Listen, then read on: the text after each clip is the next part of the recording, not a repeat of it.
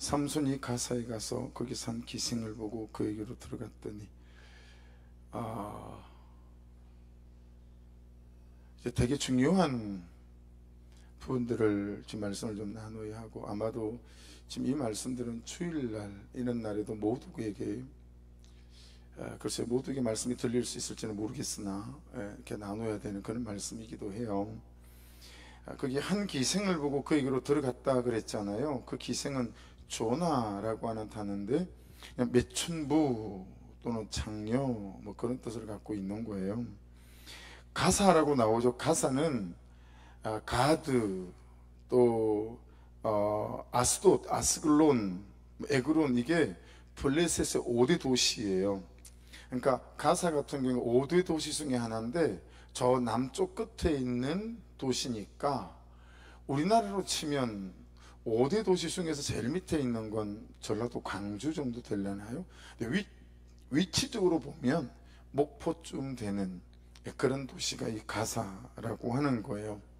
그러니까 삼손이 있던 곳에서 한 100km 어간, 꽤 멀리, 요즘이 아니잖아요. 요즘은 100km면 금방이지만 그 당시에는 자동차, 기차 없고 비행기 없을 때니까 100km면 그죠? 당나귀 타고 가고 걸어가고 그러면 꽤 먼 거리인 거죠. 예, 그런 멀리 떨어져 있는 도시예요. 근데 거기까지 간 이유가 기생 때문인지, 아니면 거길 가보고 나니까 거기 한 기생이 있었던 것인지, 후자 쪽이면 좀 더 나아 보이죠. 자, 근데 보세요 여러분, 이제 우리가 이 삼손을 보면서 이해할 수 없는 대목, 이걸 잘 보시게 되면 이해할 수 없는 나와 이해할 수 없는 그를 잘 이해하고 해석할 수 있는 굉장히 중요한 관점이 여기에 있어요. 예. 도훈아 목사님 쳐다봐. 알았지? 자, 앞에 15장 넘겨보실래요? 16절부터 20절까지인데 이르되 나귀의 턱뼈로 한 더미 두 더미를 쌓았으며 나귀의 턱뼈로 내가 1000명을 죽였도다 하니라. 그가 말을 마치고 턱뼈를 자기 손에서 내던지고 그곳을 라맛 레이라 이름하였더라. 삼손이 심히 목이 말라 여호와께 부르짖어 이르되 주께서 종의 손을 통하여 이 큰 구원을 베푸셨사오나 내가 이제 목말라 죽어서 할례 받지 못한 자들의 손에 떨어지겠나이다 하니, 하나님이 레이에서 한 오목한 곳을 터뜨리시니 거기서 물이 솟아 나오는지라. 삼손이 그것을 마시고 정신이 회복되어 소생하니 그러므로 그 샘 이름을 에낙골이라 불렀으며 그 샘이 오늘까지 레이에 있더라. 블레셋 사람의 때에 삼손이 이스라엘 사사로 20년 동안 지냈더라. 여러분, 지금 16장 바로 앞에 삼손이 어떤 일을 행했죠? 당나귀 턱뼈 하나로 1000명의 블레셋 군사들을 무찌르는, 그렇죠? 사람의 힘으로는 감당할 수 없을 만한 엄청난 일을 행했다라고 하는 거죠.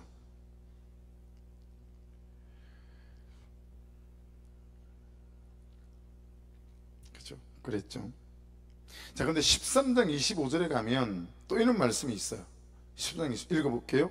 소라와 에스더올 사이 마네단에서 여호와의 영이 그를 움직이기 시작하셨더라. 자, 여러분, 삼손을 여호와의 영이 그를 움직이기 시작했대요. 자, 14장 19절 들어보세요.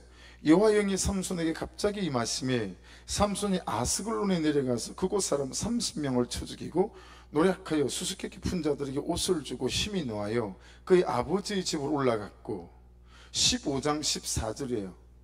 오늘 큐티 본문인 거죠.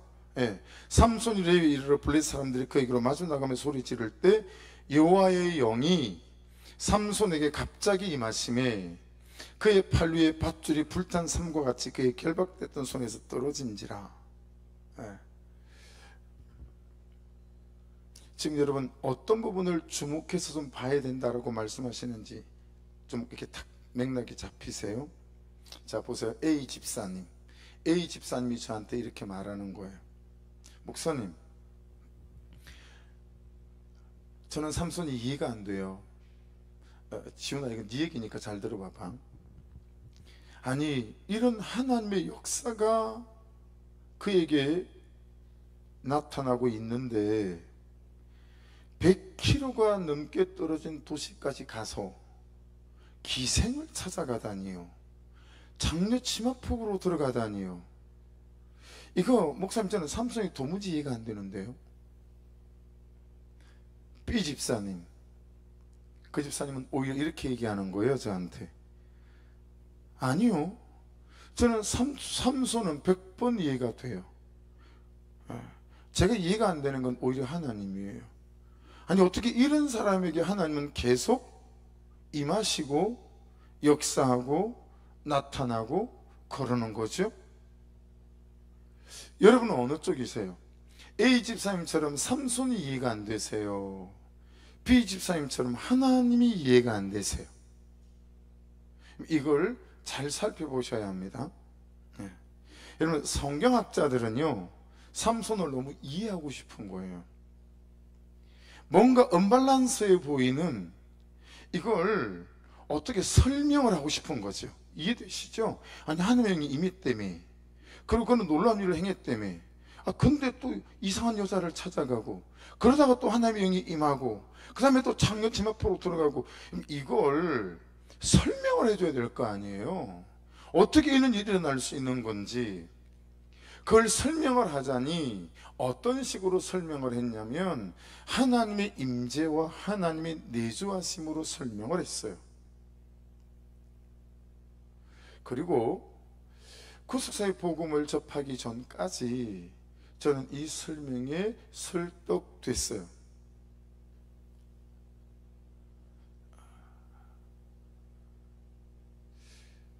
하나님의 임재는 뭐냐면 여러분, 물리적인 공간 안에 하나님의 영이 임한 거예요.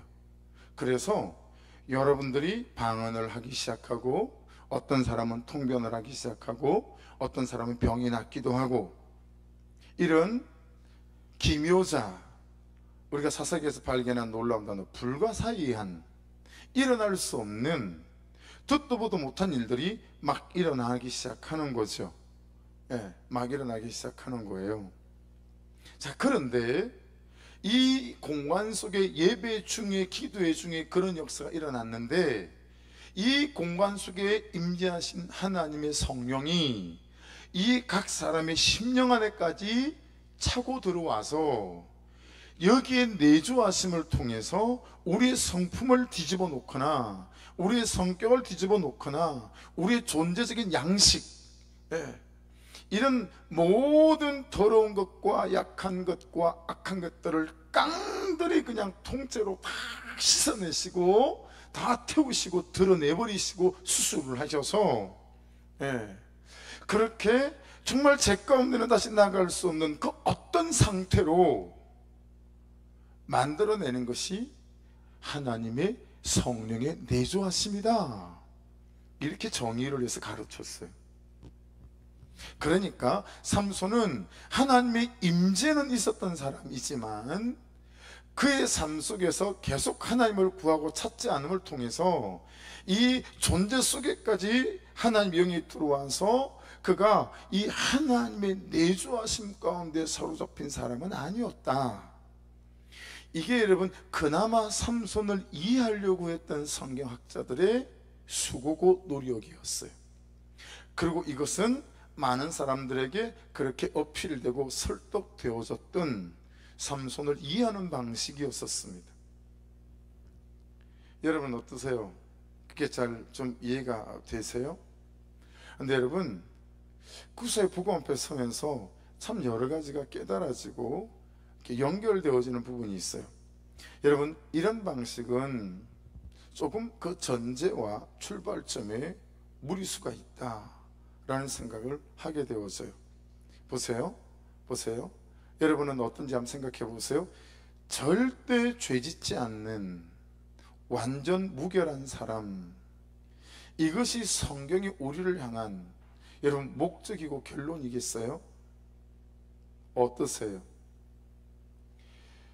일반 청년이면 모르겠는데 신학생이 되고 나니까 여러분 이게 미치겠는 거예요. 청년일 때랑 신학교에 들어와서 신학생이 되고 전도사가 됐는데, 청년일 때랑 신학생이 되고 전도사가 된 나랑 여러분 음란하기가 똑같고 불순종하기가 똑같고, 이게 여러분 그냥 도찐 개찐인 거예요. 그러니 이 갈등과 이 정제감과 이 죄책감에 신학생들이 몸부림을 쳐요. 그리고 그 문제를 가지고 밤새도록 신학 논쟁을 하는 거예요. 그러고 난 다음에 우리의 결론은 뭐냐면 기도밖에 없다, 성령 충만밖에 없다. 여러분, 그래서 제가 2년 동안 2시간 자며 산기도를 했던 거예요. 학교 디산에서. 그게 제 결론이고, 주중에 새벽 예배 때 말씀드린 것처럼 11시 출발해가지고 청계산 중턱까지 올라가서 바위에다가 펑펑한 두꺼운 그는 방석을 깔고 머리 위에는 비닐을 치고 새벽 4시까지 기도하는 거예요. 그리고 새벽 4시에 출발해서 새벽 예배 시간에 맞춰 와서 교회에서 또 새벽 예배를 드리고 집으로 돌아오는 거예요. 왜요?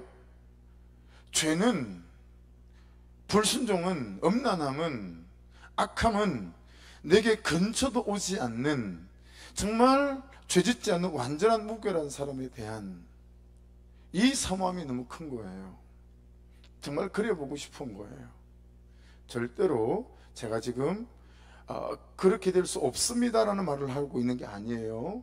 왜냐하면 성경은 너희는 성결하라 라고 말씀하신, 물론 하나님과 똑같은 성결이 아니라 상대적인 성결이긴 하지만 그런 말씀이 있기에, 은혜로 믿음으로 성령으로 충만하면 여러분 그런 존재와 삶에 이룰 수 있다라고 하는 것들을 절대로 부정하거나 그건 사람으로는 안 되는 일이에요, 그 말을 드리고 있는 게 아니에요. 그렇죠? 이해되시죠? 성경이 향하는, 우리를 향한 결론은 어떤 거냐면 이런 거예요. 여러분 보세요. 정말 우리는 은혜가 필요한 사람이라는 거예요. 정말 우리는 은혜가 없으면 안 되는 사람이라는 거예요. 정말 우리는 은혜로 사는 사람이라는 거죠. 정말 우리는 그분의 은혜로 이겨가는 사람이다 라고 하는 거지요. 그래서 우리가 붙잡는, 여러분 학습만 할 때 꼭 나누는 말씀 가운데 에베소서 8절로 9절, 너희가 그 은혜를 인하여 믿음으로 말미암아 구원을 얻었나니 너희에게서 난 것이 아니 하나님의 선물이다. 행해서 난 것이 아니 이는 누구든지 자랑하지 못하게 하려 함이니라. 이 말씀을 반드시 붙잡잖아요. 그래서 구원을 위해서는 우리가 한 일이 없다. 은혜를 믿음으로 말미암아 구원이고, 심지어 거기에서 우리 행위가 빼기 돼야 그게 진짜 우리 이루어진 구원이다. 전적인 구원은 하나님의 역사, 예수께서 해놓으신 일이다. 다만 그것은 구원받기 전에, 그렇다면 구원받고 난 다음에는 은혜 더하기 믿음 더하기 삶, 이제 우리의 삶이 구원받은 자로 합당하게 삶이 쫓아가고 살아가야 된다 라고, 구원받기 전의 믿음과 구원받고 난 뒤의 믿음을 우리가 구별해서 배우기 시작하죠. 그렇죠? 그래서 이 에베소서 2장 8절과 9절 위에 이런 말씀이 있어요. 그는 허물과 죄로 죽였던 너희를 살리셨도다. 그때 너희는 그 가운데서 행하여 이 세상 풍조를 따르고 공중의 권세 잡은 자를 따랐으니 곧 지금 불순종의 아들들 가운데서 역사하는 영이라. 전에는 우리도 다 그 가운데서 우리의 욕심을 따라, 육체 욕심을 따라 지내며 육체와 마음이 원하는 것을 하여 다른 이들과 같이 본질상 진노의 자녀였대요. 긍휼이 풍성하신 하나님이 우리를 사랑하신 그 큰 사랑을 인하여 허물로 죽은 우리를 그리스도 함께 살리셨고 너희는 은혜로 구원을 받은 것이라. 또 함께 이렇게 해서 그리스도 예수 안에서 함께 하늘에 앉히시니 이는 그리스도 예수 안에서 우리에게 자비하심으로써, 자 여기부터 잘 들어보세요. 그 은혜의 지극히 풍성함을 오는 여러 세대에 나타내려 하심이라. 그렇게 말씀합니다. 그러니까 여러분 이거예요. 내 죄를 보고 내 죄를 인정하고 내 죄를 고백하고 은혜를 구하고 은혜를 덧입고 날마다의 삶 안에서, 이것이 그리스도인의 가장 성경적인 삶의 방식이에요.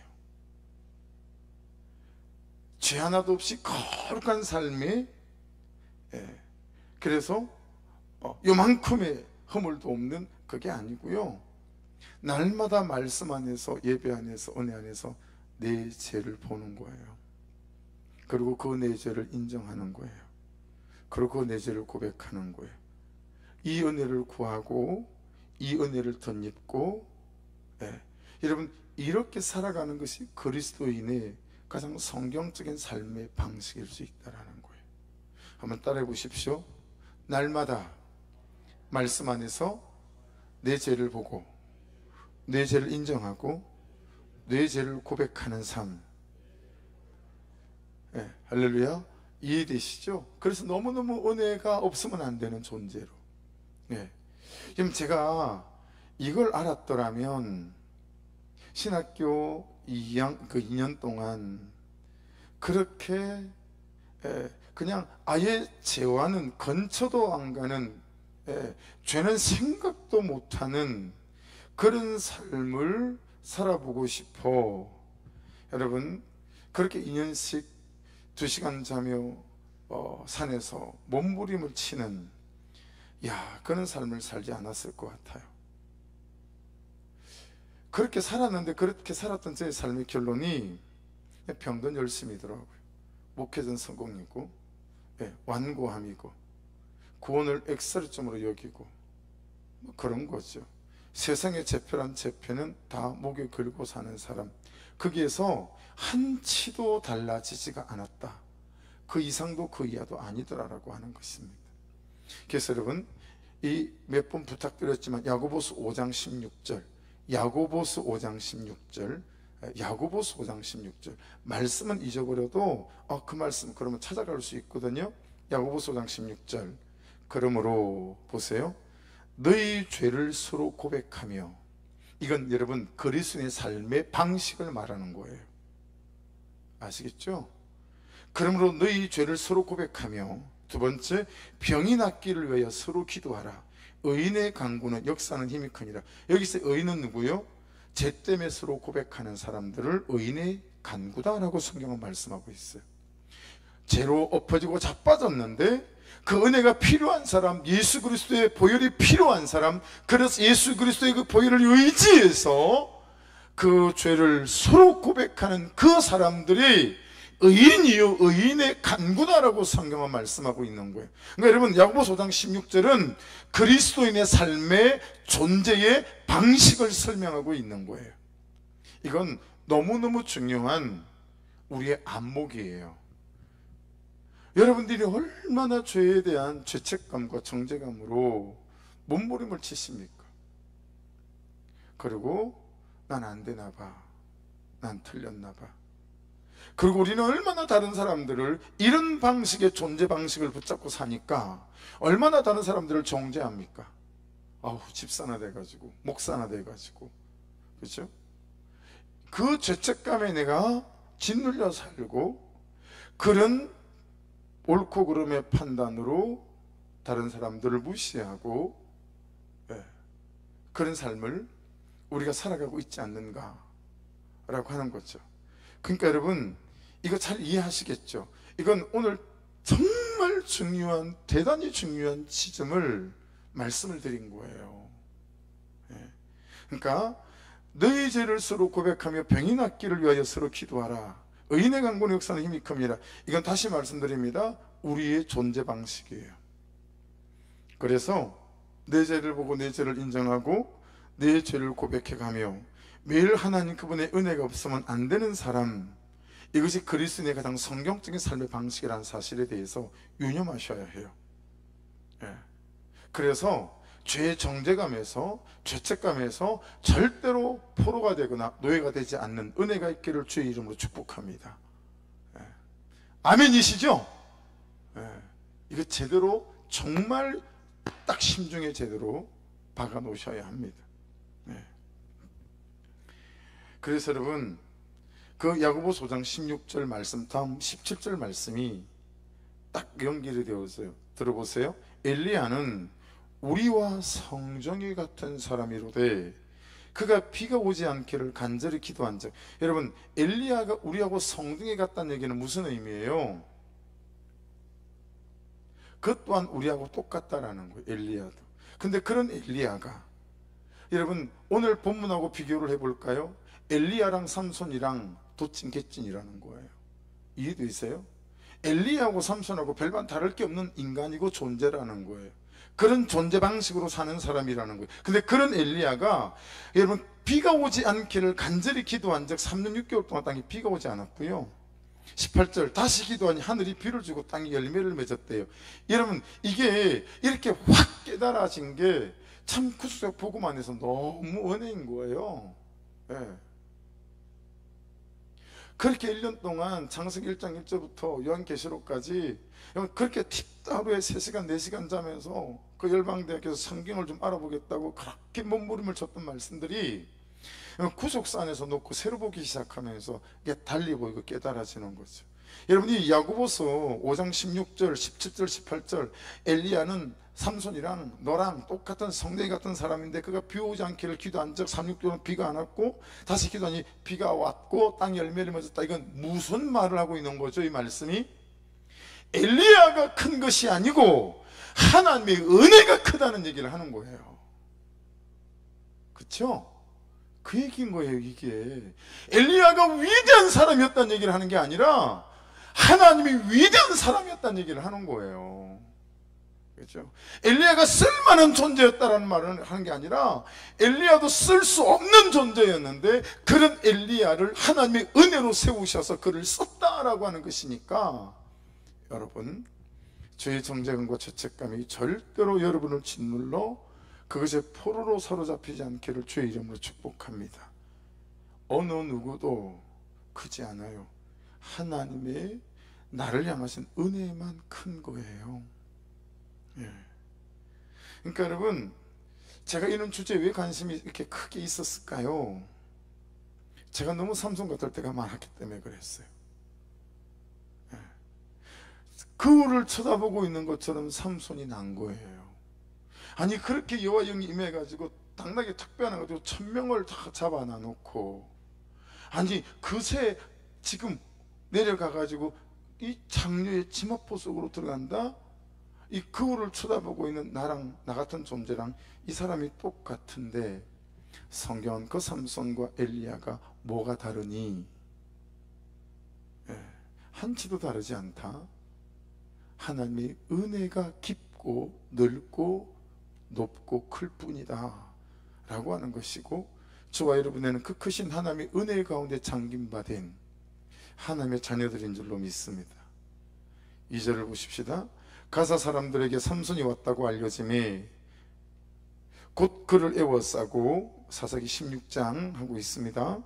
밤새도록 성문에 매복하고 밤새도록 조용히 하며 이르기를 새벽이 되거든 그를 죽이리라 하였더라. 자 다시 사사기 16장 2절을 여러분들이 같이 한번 읽어보겠습니다. 시작.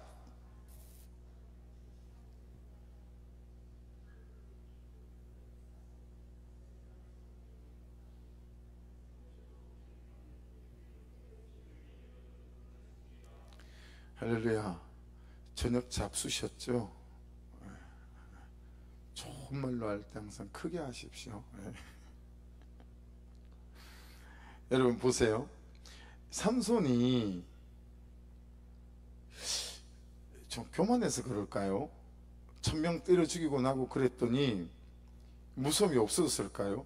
100km나 떨어진 블리셋의 한복판으로 걔가 들어갔다는 얘기예요. 걔가 아니요, 죄송합니다. 삼손이, 우리 이 선배님께서.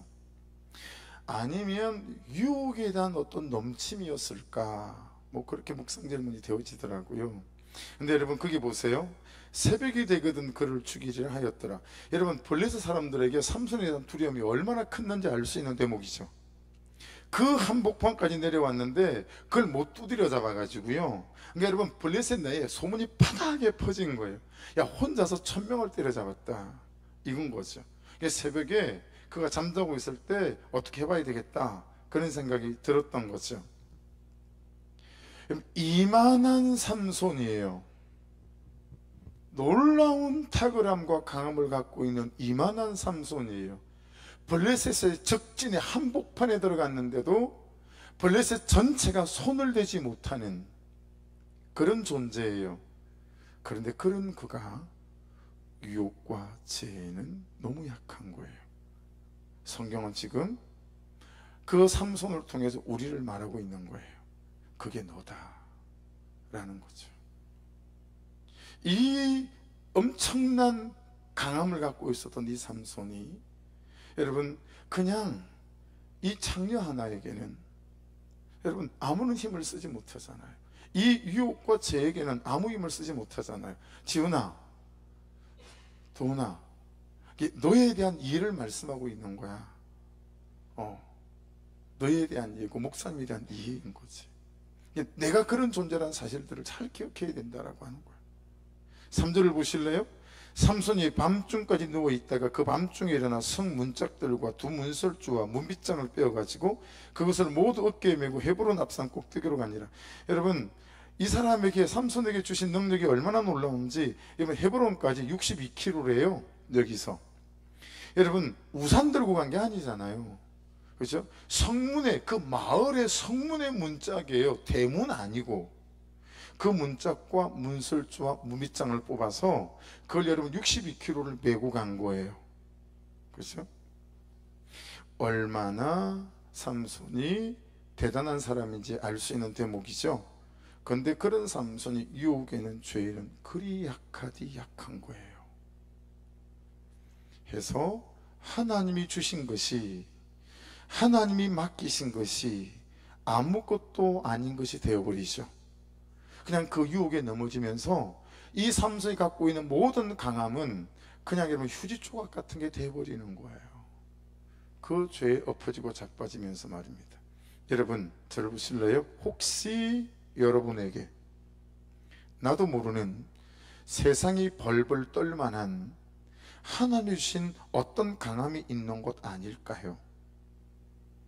그런데 내가 그 좋은 것들을 끊어내지 못한 유혹과 죄로 하나님이 주신 그 놀라운 강함들을 아무것도 아닌 것으로 만들고 있는 건 아닐까요?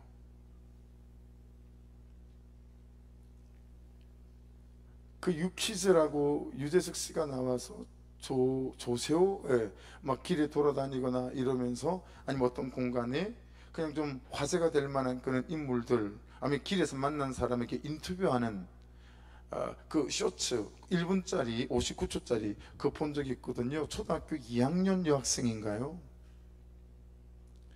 아주 어려운 질문을 던졌어요. 저 있잖니, 신이 너를 만들 때 너한테는 뭘 좀 빼놓은 것 같니?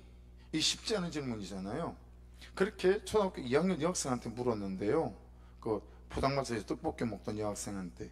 그 여러분 초등학교 2학년 학생이 눈을 똘망똘망 하더니 유잭스 씨한테 어떻게 대답했냐면, 신이 저를 창조하실 때는 아무것도 부족한 것이 없이 전부를 다 넣어주신 것 같아요.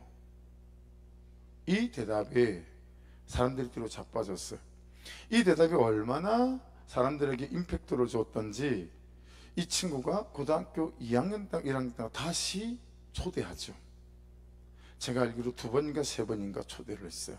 어떻게 자라가고 있나 너무 보고 싶다는 거예요, 시청자들이. 여러분, 지금 삼손을 보면서 깨달아야 될 것도 이런 거예요. 여러분들 스스로 그렇게 생각하고 계시지 않으세요? 왜 하나님은 나를 창조하시면서 이 부족한 걸 넣어놓으셨지? 왜 하나님께서는 나에게, 내 인생의 여정 중에 이런 사건을 만나게 하셔서 나로 이렇게 아프게 하셨지? 여러 생각들과 나에게는 어떤 것을 주지 않은 것 같다라고 하는 그런 생각을 하실 때가 있잖아요. 근데 여러분, 우리가 다시 생각해 보자고요. 삼손처럼 우리는 세상이 벌벌 떠는 나도 모르는 하나님이 주신 그 아름다운 것들을 우리가 분명히 채워져 있을 거다라고 하는 거예요. 그런데 그 어떤 유혹과 죄들이 이것들을 다 가져가서 먹고 있을지도 모른다라는 거죠. 여러분, 어떤 사고를 만난 게 너무 아프죠. 너무 힘들죠. 여러분, 저도 큰아들이 4살 때 교통사고로 죽고 나니까 너무 아프던데요. 나한테 이러실 수 있어요? 이 얘기부터 나오던데요. 이랬다 이거죠? 이 얘기부터 나오더라고요. 하나님, 이렇게 내 인생에 태클을 걸었다 이거죠? 나도 당신을 아프게 한번 만들어 볼까요? 뭐 이런 말도 안 되는 여러분 그런 말들이 툭툭 튀어나오던데요. 근데 여러분, 전도사이면서 아버지이면서 4살짜리 아들을 잃어본 목사님이 대한민국에 몇 사람이나 될까요? 그게 제 강함이 된 거예요. 그래서 저는 그런 아픔이나 슬픔이 있을 때 그 사람의 마음들이 내 안에서 적어도 느껴지는 거죠. 여러분, 우리가 겪었던, 다른 사람이 경험하지 못한 그 슬펐던 어떤 사건들도 사실은 하나님께서 저와 여러분들을, 또 다른 영혼들을 살리고 세워나가시기 위한 강함의 하나가 아니겠어요? 근데 이 좋은 것들을 여러분 삼손처럼 이 어떤 유혹과 이 어떤 정욕 때문에 다 갉아먹히고 있다 라고 여러분을 돌아보십시오. 그러면 나는 무엇이 이 좋은 것들을 빼앗아가고 있는 것 같은데? 라고 뭔가 여러분 눈에 보이고 깨달아지는 것이 있을 거라고 봐요. 여러분, 예수님이 선택하신 제자들을 한번 보실까요? 출신이 문제가 아니고, 배움이 문제가 아니고, 직업이 문제가 아니고, 세상의 인식과 평가가 중요한 게 아니라 뭐예요? 그 사람이 누구를 만났느냐라는 거예요. 그 사람이 누구에게 사로잡혔느냐라는 거예요. 배운 게 그렇게 없는 갈릴리 이 촌뜨기 어부들이 여러분 예수 그리스도를 인격적으로 만나는 순간, 그들이 예수에게 붙잡히는 순간, 고기 낚는 어부가 사람을 낚는 어부가 되잖아요. 존재를 바꿔놓고, 인생을 바꿔놓고, 운명을 바꿔놓는, 지옥에서 천국으로 그 존재를 뒤집어 놓는. 그러니까 우리 지훈이, 성훈이, 도훈이는 이거 잘 알아요. 여러분들도 너무 잘 알아요. 여러분, 배움이 문제 안 돼요. 지금의 내 재산에 가진 정도가 문제가 안 되고요, 내가 지금 누구에게 사로잡혔느냐라는 거예요. 내가 지금 누구를 만나느냐라고 하는 거예요. 그것이 저와 여러분의 삶을 결정짓는 가장 놀라운 사실이다라고 하는 것입니다. 그렇죠? 성경은 여기에 초점을 두고 있어요. 자, 우리가 알만한 대목이니까 오늘 왜 제가 이걸 자막으로 띄울 생각을 못한 거죠? 자, 고린도서 1장인데, 형제들아 너희를 부르심을 보라. 육체를 따라 지혜로운 자가 많지 아니하며, 예수님이 불러선 자들 중에서 육체를 따라 지혜로운 자가 많지 않대요. 능한 자가 많지 아니하며 문벌 좋은 자가 많지 않으다. 그럼 여러분도 다 해당 상황이 되잖아요. 자, 27절. 그러나 하나님께서 세상에 미련한 것들을 택하사, 다 해당되잖아요. 그렇죠? 미련한 박정숙, 미련한 남기훈, 그 뒤에 못 본 척하지 마시고 미련한 김원정씨, 예, 미련한 김원정, 미련한 안수 집사님, 제일 미련한 장로님. 아시긴 아시는 거죠? 저분이 여러분 육사 출신이에요. 근데 제일 미련해요. 말씀이 너무 맞지 않아요? 자, 그 미련한 것들을 택하자 지혜 있는 자들을 부끄럽게 하게 하시려고, 세상의 약한 것들을 택하자 강한 것들을 부끄럽게 하려 하시며, 하나님께서 세상에 천한 것들과 멸시받는 것들과 없는 것들을 택하사 있는 것들을 펴려 하신대요. 그러니 하나님께서 저를 붙잡으셨나 봐요. 그래서 하나님이 여러분들을 붙잡으셨나 봐요. 사랑하는 여러분, 삼손을 선택하신 그 하나님이 이해가 안 돼요, 나는 이라고 우리는 이해할 수 있으나, 나를 보고 여러분 각자를 보면 아실 수 있죠. 우리를 택하신 걸 보면. 그렇죠? 여러분, 이 연약한 교회에게 더 높은 부르심 이라는 주제를 딱 허락하시고, 이 도시와 이 도시임을 자유케 하라. 여러분, 제일 처음에 더 높은 부르심이 왔을 때, 아, 선교사로 가라는 얘기구나. 근데 하나님 잘 모르겠으니까 좀 잘 깨닫게 풀어주세요. 그리고 3개월 뒤에 이 도시와 이 도시임을 자유케 하라 그랬을 때 첫 마디가, 에게 하나님 큰 교회 많아요. 그때 로데오 상가에 있을 때거든요. 우리 구성견을 주시기 전 좀 웃겼어요. 근데 어떻게 하신 거예요? 제일 못된 목사를 고르신 거고, 제일 부족한 목사를 고르신 거고, 제일 약한 교회를 부르신 거고, 여러분 연약한 여러분들을 부르신 거죠. 그래서 우리가 한 게 아니라 하나님께서 하신 일이 되게 하시려고 여러분 고르고 골라서 참 약하고, 그죠? 미련하고 천하고 멸시받는 우리를 택하사 하나님의 일들 앞에 초대해 주신 줄로 믿습니다. 그렇게 되면 우리가 너무 해석되지 않습니까? 우리 한 사람 한 사람이. 자, 그런데 4절 보십니다. 오늘 본문 4절 같이 읽겠습니다. 시작. 이후에 삼손이 소래골짜기에 들릴라라 이름하는 여인을 사랑하며, 이러면 소래골짜기 가루 하세요. 소래골짜기 가루. 그리고 뭐라고 해석을 써 놓으시냐면 최상의 포도나무 골짜기, 블레셋 지역 중에서 가장 좋은 포도가 나는 골짜기가 여기 소래골짜기예요. 여러분 삼손의 신분은 뭐죠? 나실인이에요. 뭘 금해야 되죠? 뭐 근처에 가면 안 돼요? 포도주와 독주 옆에 가면 안 돼요. 여러분 근데 삼손이 어디를 어설렁 자주 드나들었다는 얘기예요? 소래골짜기, 최상의 포도주가 나는. 왜 갔겠어요? 포도주 마시러 간 거죠. 거기서 누굴 만났어요? 들릴라를 만났어요. 너무 연관성이 있죠. 너무 개연성이 있죠. 삼손은 최상의 포도나무 골짜기를 드나들고 배회하고 그곳에 있고 그것을 가고 그것을 보고 그것을 만지고, 잘 보실래요? 그것에 시간을 주고 그것에게 관심을 주고 그것에게 돈을 쓰고 그것에게 시선을 쓰고 그랬더니 거기서 자기 인생과 존재와 인생 전체를 망치는 들릴라를 만나게 됐다라고 하는 거예요.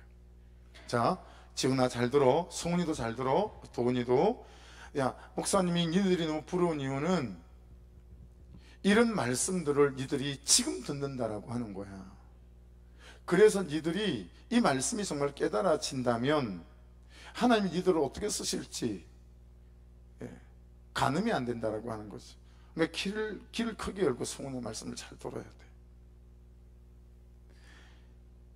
소래골짜기를 여러분 오늘 말씀에서는 꼭 찾아내야 돼요. 내가 시간을 쓰는 소래골짜기, 내 마음을 쓰는 소래골짜기, 내 감정을 쓰는 소래골짜기, 자꾸 관심을 쓰는 소래골짜기. 시간만 나면 그걸 쳐다보고 시간만 나면 거기에 가고.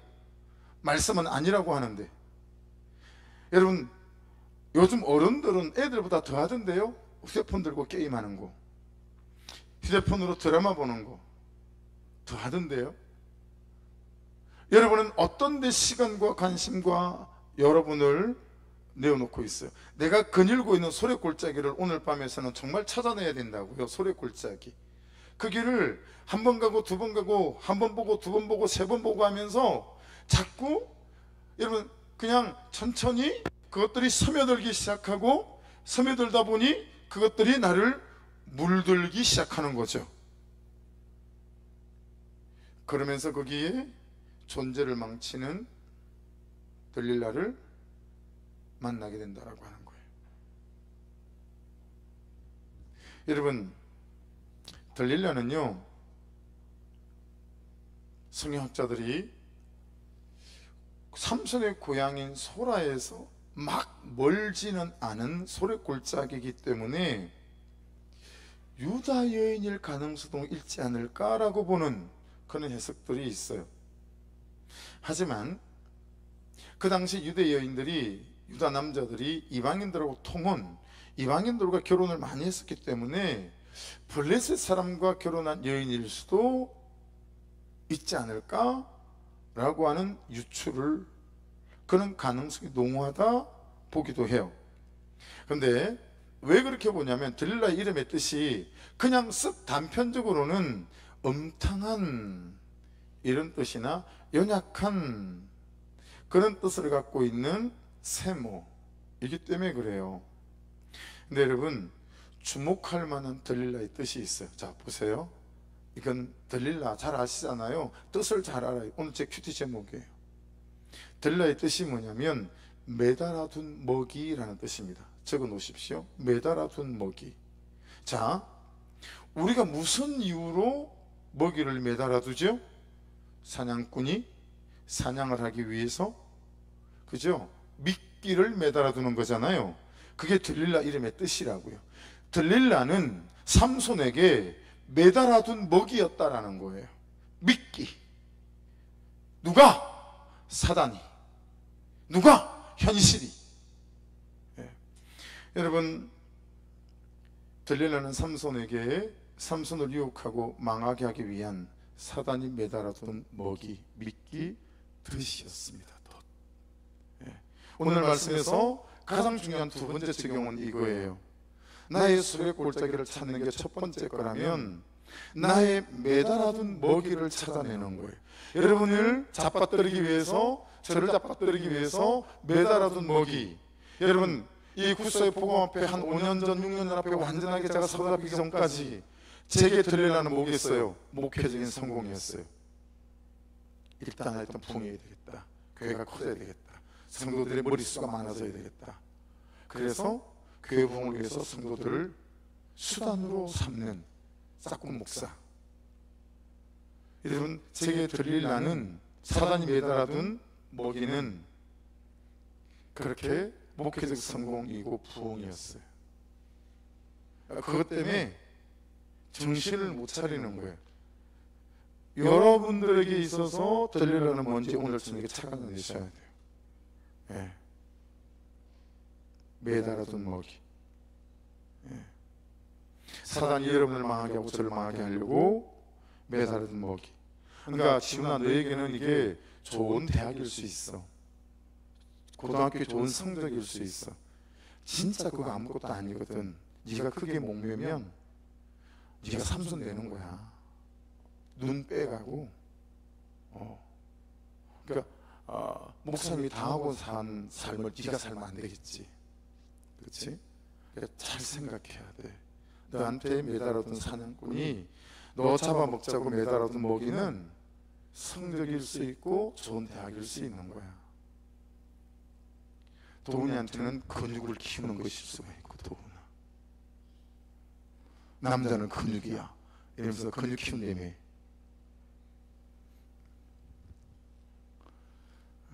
뒷감당은 집사님이 알아서 하시고. 여러분, 이해되시죠? 여러분에게 매달아둔 먹이를 빨리 찾아내셔야 합니다. 안 그러면 평생 여기에 끌려다닐 거예요. 평생 여기에 끌려다닐 거예요. 그래서 은혜 좀 받았다 싶으면 또 그것 때문에 꼭 삼킴을 당하고, 은혜 좀 받았다 싶으면 또 거기에 꼭 삼킴을 당하고, 그게 고통스러운 인생이 될 거다라고 하는 것입니다. 5절 같이 읽어보십시다. 시작. 블레셋 사람의 방백들이 그 여인에게로 올라가서 그에게 이르되 삼손을 깨워서 무엇으로 말미암아 그 큰 힘이 생기는지, 그리고 우리가 어떻게 하면 능히 그를 결박하여 굴복하게 있을 수 있는지 알아보라. 그래야만 우리가 각각 은 1100개씩을 내게 주리라. 이게 1000개가 아니고 1100개인 거죠. 1100개씩. 그러면 1000개하고 100개를 준다는 얘기죠. 제가 계산 잘못했는데 저는 1000개씩으로 읽어가지고. 예. 여러분, 무엇으로 말미암아 그 큰 힘이 생기는지, 혹시 너 부적 같은 거 갖고 다니는지 좀 봐라, 뭐 이런 식의 부탁인 거죠. 협박인 거죠. 겁박을 했어요. 여러분, 혹시 하나님과 나 사이에 무엇으로 말미암아 그 큰 힘이 생기는지 관심이 있으십니까? 궁금하시진 않으십니까? 여러분, 아브라함은 어떻게 그런 인생을 살아갈 수 있었을까요? 모세스 선생님은, 우리 요셉 형님은 어떻게 그렇게 삶을 살아갈 수 있었죠? 요셉의 인생에는 기적은 없으나 항상 요셉의 이름이 등장할 때 뭐가 등장하죠? 여호와께서 함께 하셨더라. 그런 거죠. 여호와께서 함께 하셨기 때문에 요셉의 인생에는 그런 기적은 없으나 하나님의 크신 권사 능력들이 드러났었던 거죠. 그러니까 여러분, 이제 어떻게 하든 삼손을 잡아 죽여야 되겠는데 저 사람이 갖고 있는 힘의 근거가 무엇인지를 모르겠다라고 하는 거죠. 그래서 블레셋 지역에 여러분 이 5도시의 방백들이 다 모였어요. 가사, 가드, 아스돗, 에스글론, 에그론 다 모였어요. 족장들이 모여가지고요, 무슨 얘기예요? 국가적으로 덤볐다는 얘기죠. 삼손에게 국가적으로. 그렇죠? 국가적으로. 여러분 이게 저하고 여러분의 삶이에요. 여러분 국가적으로 덤벼서 여러분을 망하게 하고 저를 망하게 하려고 하는 시도가 항상 있다는 사실을 유념해야 되겠다. 그러니까 나 혼자서 살고 버티겠다는 게 어려운 거죠. 같이 중보하고 기도하려고 여기에 있는 거죠. 그렇죠?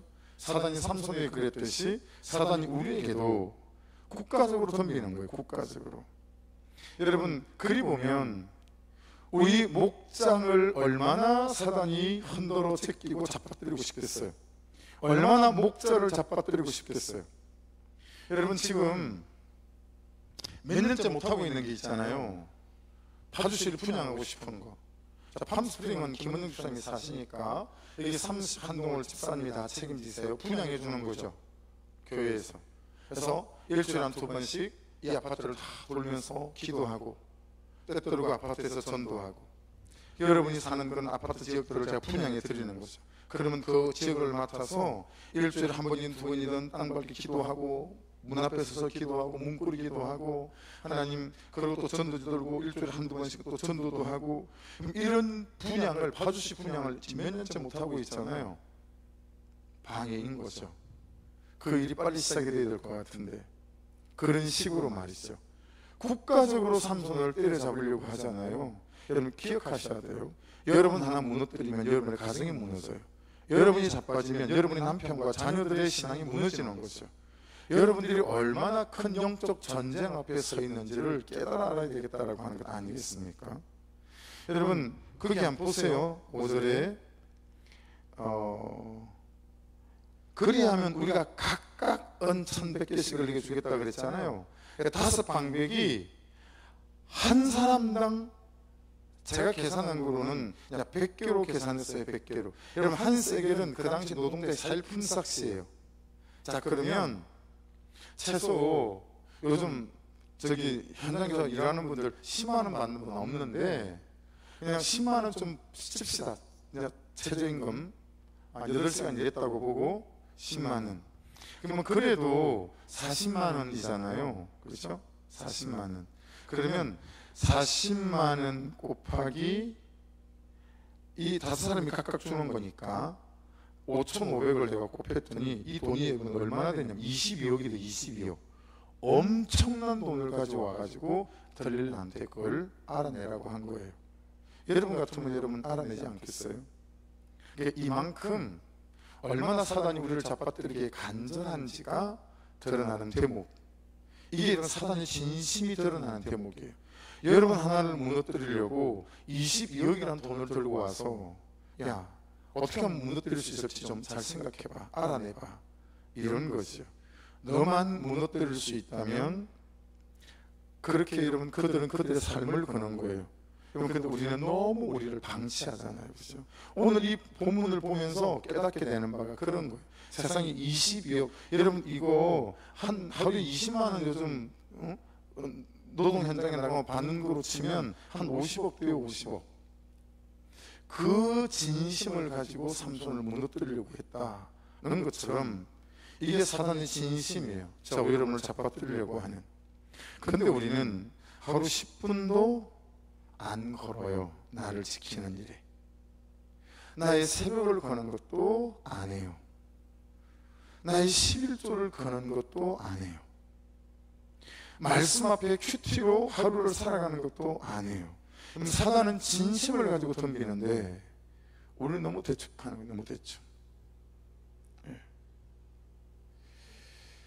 뭐하러 그렇게까지 하면서 결혼을 지키니? 야, 편하게 살아. 뭐하러 그렇게까지 하면서 가정을 지키니? 다 그냥 그렇게 이제는 내 편하게 사는 거야. 너 할 만큼 한 거 아니야?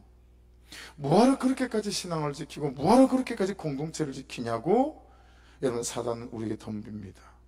이 사단의 진심을 보시고 저와 여러분이 참 어떻게 반응해야 될지 잘 깨닫는 이 밤 되기를 부탁을 드립니다. 예.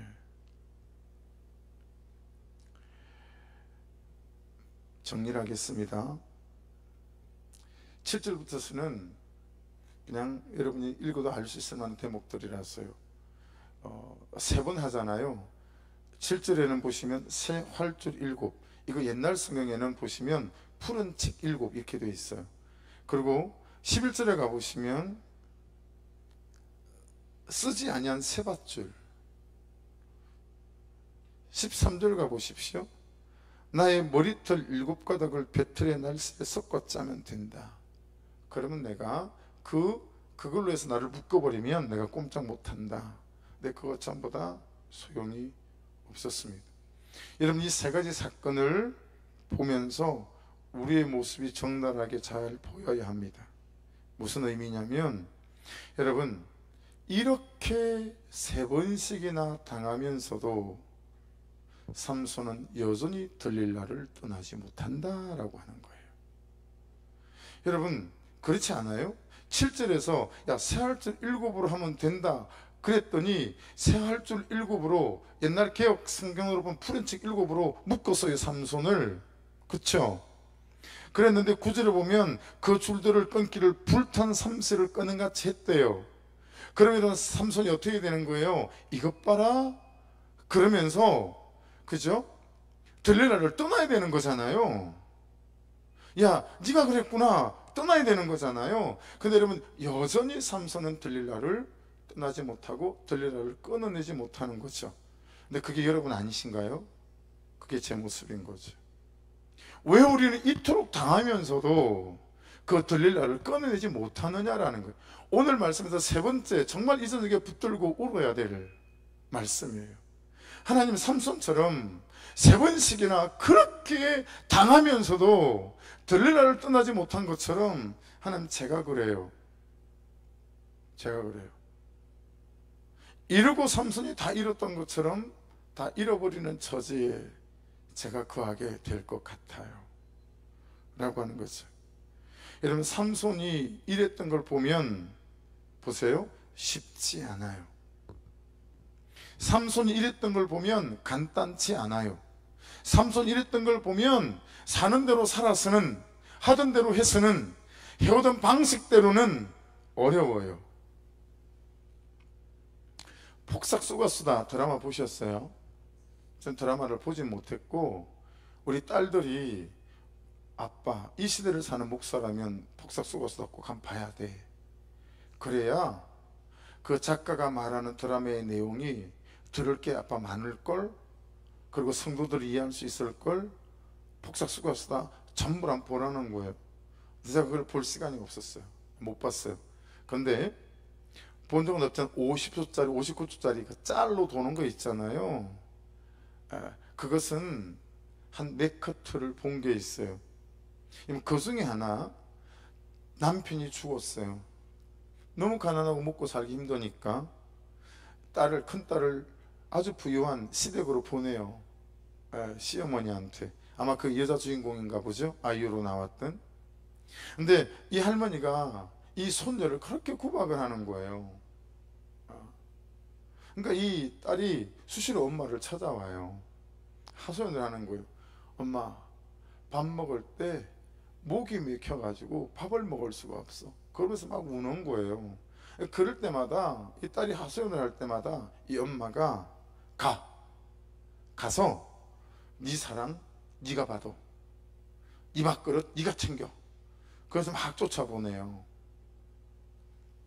그런데도 계속 손녀가 아니라 집에 모সম처럼 구박을 하니까 어느 날 쳐들어가요. 그러고는 내 딸 내가 찾아갑니다. 그러고는 손 붙들고 그 집에서 끌고 나오더만요. 그 대목을 보면서 제가 한참 좀 멍했어요. 가서 네 사랑 네가 봐도, 네 밥그릇 네가 챙겨. 그리고 쫓아보냈는데 여전히 그런 거죠. 사랑하는 여러분, 이 삼손은 그렇게 당하면서도 들릴라로부터 자기를 떼어놓지 못합니다. 여러분, 내 힘으로 내가 내 밥그릇 챙겨 먹을 수 있을까요? 내가 내 힘으로 이 세상의 사랑과 존경을 받아가는 사람이 될 수 있을까요? 내 딸 내가 찾아갑니다. 그리고 쳐들어와서 손목 끌고 나가는 것처럼, 여러분, 우리의 존재와 인생은 우리 예수 그리스도가 우리의 손목을 끌고 가고 나는 그분을 쫓아가고 따라가서 그럴 때에야 그분이 주신 은혜의 힘으로 우리가 들릴라를 끊어내는 역사들이 시작될 수 있음을 믿습니다. 그렇죠? 그래서 이 말씀 아시죠? 마지막 말씀이에요. 마태복음 18장 22절, 예수께서 이르시되 이르노니 7번뿐 아니라 7번을 70번까지라도 할지니라. 얼마나 용서하면 돼요? 라고 하는 제자의 말에 7번뿐 아니라 헤타키스란 단어고요, 7번을 70번까지도 할지라. 여러분, 무슨 뜻이에요? 한계가 없이 우리는 용서되어져 있다라는 거예요. 아멘 하십시다. 하나님에게서 우리는 한계가 없이 용서되어져 있다라고 하는 거예요. 나를 용서할 은혜, 내가 나아갈 은혜가 우리는 하나님께로부터 한계없이 주어져 있는 줄로 믿습니다. 그러니 여러분, 우리가 어떤 실패와 좌절과 낙심 가운데 있다 할지라도 이제 이쯤에서 여러분 그 은혜로 우리가 잘 무장되어지고 우리 안에 채워져서 이제 여러분 좀 들릴라를 잘 보시고 들릴라에게서부터 이별하고 작별하고 떠나는 이런 영적 시도와 결단들이 있는 은혜가 있기를 주의 이름으로 축복합니다. 해서 여러분, 조금 병들어 있었던 것 같아요. 제가, 우리 교회가. 그래서 참 내 문제고 우리의 문제임에도 불구하고 그냥 충분히 해줄 것 같은, 그죠? 제가 살아온 세월이 있으니 그런 1년에 수백억씩 헌금이 나오고 뭐 80억씩 헌금이 나온다는 두 교회에 여차여차 사정이 이러하니 좀 도와주십시오. 그래놓고 강 건너 불구경하듯이 적당한 노릇스름한 기도, 놀이끼리한 기도로 서 있었던 저를 보게 하셔서 제가 화들짝 놀란 거 아니겠어요? 그리고 다시 그 두 개 교회에 메일과 카톡을 보내면서 목사님 너무 죄송해요. 제가 제정신이 아니었던가 봐요. 수요일 큐티 본문 2구절과 2구절 통해서 우리가 우리 스스로 염소 새끼를 준비하기로 했고 소재물을 준비하기로 했고 바위 위에서 기도하기로 했습니다. 철없이 도움을 요청한 거 용서해 주십시오. 기도 부탁합니다. 그리고 도와달라는 걸 다 철회시켰어요. 순전히 우리 얘기가 됐죠. 자, 그러고 되니까 여러분 어떤 감동이 오냐면 유튜브 설교를 듣던 한 분이 100만 원 헌금을 했어요. 그리고 오늘 새벽에 또 우리 집사님 한 분을 통해서 300이 헌금이 됐어요. 그리고 또 오후에 어떤 분을 통해서 200이 헌금이, 600이 헌금이 된 거예요. 우리가 준비해야 될 3억이라는 재정 안에서. 근데 여러분 제가 어떤 마음이 드냐면 그 600을 우리 땅 주인한테 송금을 했어요. 그래서 여러분 3억에 600이니 그분이 볼 때 얼마나 하찮겠어요. 그래서 어르신, 3억에 비할 때 600이 참 하찮게 보이실지도 모르겠으나 맨날 제가, 그분도 어쨌든 교회를 다니시는 분이니까 제가 너무 부족해서 이걸 계속 다른 곳에다 의지하고 그리고 또 혼자 끙끙 앓다가 주시는 말씀이 있어서 우리 성도들에게 말씀을 함께 나누기 원했고, 그리고 오늘 아침에 들어온 헌금이 600 전부입니다. 하나님 안에서 준비해 가니까 이걸 받으시고 들어오는 대로 제가 보내드릴 거예요. 적든 많든 그냥 하나님께서 하실 줄 믿고 보내드리니 제가 다음 주 하나님께서 어떻게 채워가실지 모르지만 그렇게 채워갈 겁니다. 그냥 주시는 감동대로 반응을 한 것을. 여러분 옛날 같으면요, 이렇게 말씀과 은혜 사로잡히지 않았다면요, 여러분 3억을 줘야 되는데 어떻게 600을 줄 수 있겠어요? 왜 여러분 그런 교회 부탁한 걸 그만한 관계가 되고 도울 처지가 되는데 철회를 시키겠어요? 예. 말씀 안에서 하나님 향하실 일들을 보기 원하고, 그러고 나니 오히려 여러분 하나님 믿는 게 참 자부심이 생기고, 말씀을 따라가는 게 참 자부심이 생기고, 제가 얼마나 떳떳해지는지. 예. 그래서 망하게 하시면 망하는 것으로 그분의 뜻을 쫓아가고, 되게 하시면 되게 하시는 것으로 그분의 뜻을 쫓아가서 그냥 말씀이 말씀하시는 그곳에 저와 여러분도 잘 설 수 있는 은혜가 있기를 주의 이름으로 축복합니다. 예. 오늘 이 밤에 꼭 찾아내셔야 됩니다. 소래골짜기. 그리고 꼭 찾아내셔야 됩니다. 아시겠죠? 나의 들릴라. 사단이 나를 죽이기 위해서 매달아 놓은 그 먹이가 뭐지? 꼭 찾아내셔서 적용하셔서 더 이상 이것들에게 이 앞잡이, 이 미끼에 쏘가 넘어가서 이렇게 당하면서도 불구하고 들릴라를 끊어내지 못하는 이런 삼손의 모습이 되어지지 않는 그런 은혜가 있기를 주의 이름으로 축복합니다. 할렐루야. 우리 찬송하고 기도하겠습니다. 오늘도